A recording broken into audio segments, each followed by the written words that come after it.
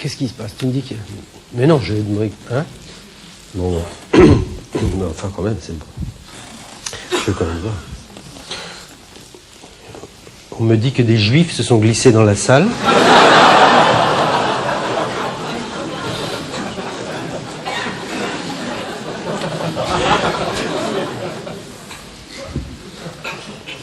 Vous pouvez rester.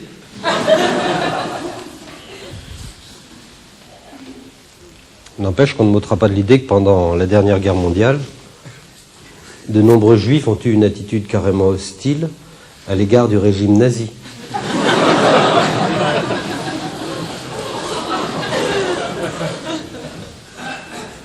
Il est vrai que les Allemands, de leur côté, ne cachaient pas une certaine antipathie à l'égard des Juifs, mais enfin, ça n'était pas une raison pour exacerber cette antipathie en arborant une étoile à sa veste, pour montrer qu'on n'est pas n'importe qui, qu'on est le peuple élu, et pourquoi j'irais pointer au Vélodrome d'hiver? Et qu'est-ce que c'est que ces wagons sans banquette? Et j'irai aux douches si je veux.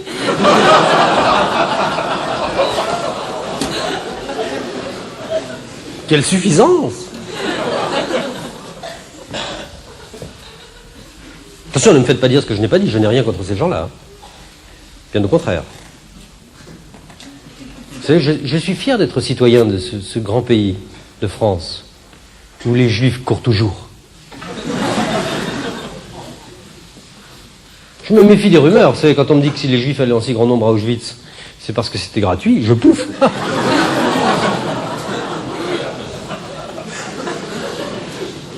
Puis attention, il y a Juifs et Juifs, hein.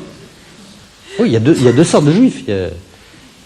Il y a le Juif assimilé et il y a le Juif. Mais c'est pas du tout pareil. Le Juif assimilé, si vous voulez, c'est... Ou c'est n'importe quoi. Alors vraiment, c'est le genre de mec... il regarde l'Holocauste les pieds sur la table en bouffant du cochon pas cachère. Ouais. Il est infoutu de reconnaître le mur de Berlin du mur des Lamentations. Ah non, lui, quand il voit un mur, il joue au squash. Hein, ces gens-là sont la honte des synagogues. En plus, ils n'auront même pas la chance d'être reconnus par les nazis lors de la prochaine. Le juif, lui, c'est complètement différent. Le juif se sent... Comment dire? Il se sent plus juif que fourreur, vous voyez?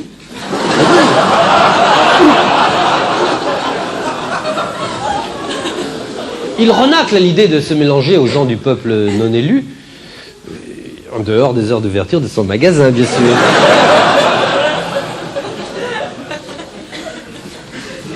Dès son plus jeune âge, il recherche la compagnie des autres juifs. Et c'est pas toujours facile. C'est vrai, naguère encore, les juifs avaient les lobes des oreilles pendants, les doigts et le nez crochus, et la bite à col roulé, hein.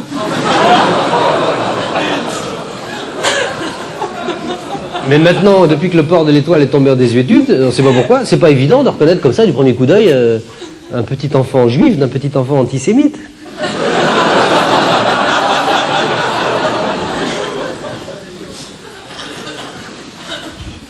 Vous comprenez maintenant, ces gens-là, les juifs, ils se font tous raboter le pif et raccourcir le nom. Alors on les reconnaît plus. Non mais c'est vrai, regardez Jean-Marie Le Pen Ovichten, on dirait un breton.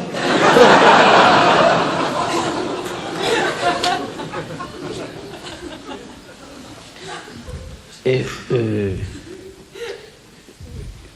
vous savez que tous les praticiens de la chirurgie esthétique sont juifs. Tous les médecins sont juifs. Hein. Sinon, t'as pas le diplôme. Hein. Tous les pharmaciens sont juifs. Tous les archevêques de Paris sont juifs.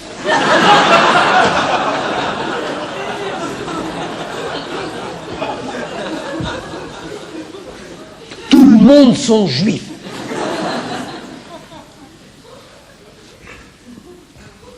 En tout cas, pour ce qui est des médecins, je suis absolument formel. Tous les médecins sont juifs.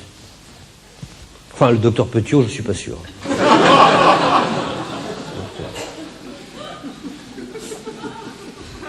Vous savez pas qui était le docteur Petiot? Elle est bête. C'est pas grave, c'est pas vraiment une gloire nationale. Hein. Le docteur Petiot, comment vous dire, en un mot, bon, le docteur Petiot, si vous voulez, c'est ce médecin parisien qui a réussi à démontrer en 1944 que les juifs étaient solubles dans l'acide sulfurique. Hein. En gros, hein, je schématise. Eh bien, le docteur Petiot n'était pas juif. Alors que le docteur Schwarzenberg, si. Cela dit, il n'y a aucun rapport entre Petiot et Schwarzenberg. Hein. Non, mais je ne sais même pas pourquoi je fais le rapprochement. Non, je veux dire que Schwarzenberg, lui, il fait pas exprès de tuer les gens. Non. Tiens, voilà, voilà encore un bruit idiot qui court. Quand on vous dit que les juifs sont vecteurs de maladies, c'est pas vrai. Regardez Schwarzenberg. Est-ce qu'il est cancérigène? Non. Comme disait mon copain le Luron, il suffit de pas trop s'approcher.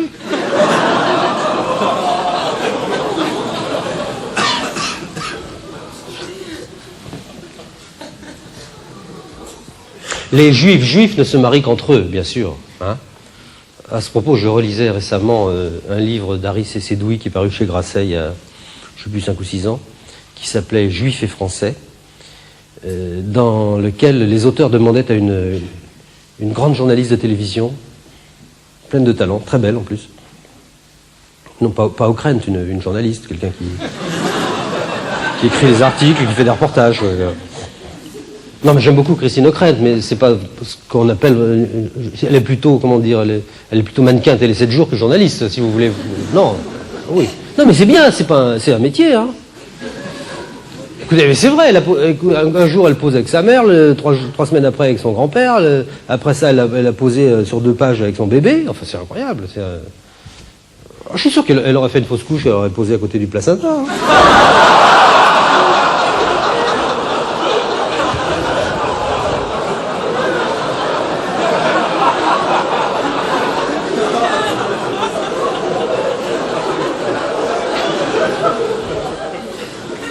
Non, là, je vous fais allusion.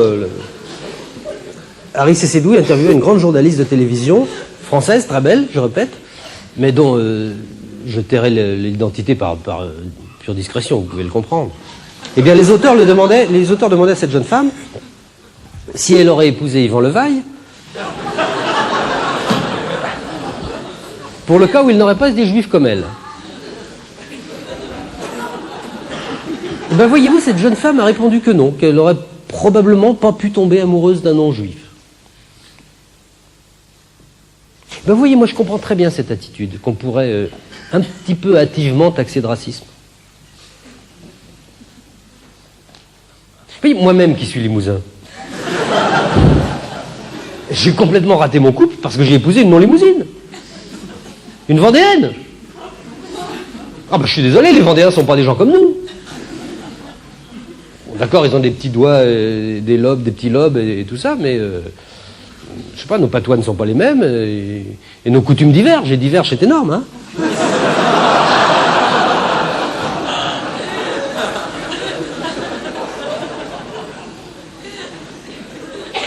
Voilà une femme, n'est-ce pas, qui mange du poisson le vendredi, alors que moi je mange du bœuf mironton le mardi. Il n'y a pas de compréhension possible.